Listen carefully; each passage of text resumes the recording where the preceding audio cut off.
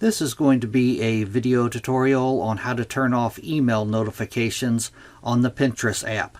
I'll be using an Apple iPhone for this, but the steps should be very similar on other devices. Let me jump over to my phone here. Okay, I have my phone opened now and I am on the Pinterest app.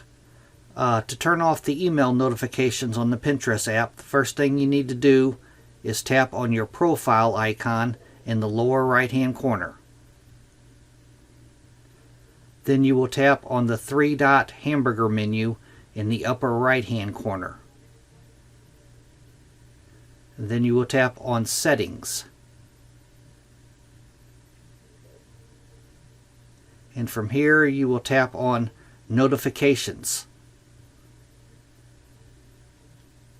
And right in here by email, pick which notifications to get by email. You want to tap on that. And then right up here, to turn off email notifications, you'll tap on Turn Off All. Then you will tap on Turn Off All again. Are you sure? Turn Off All.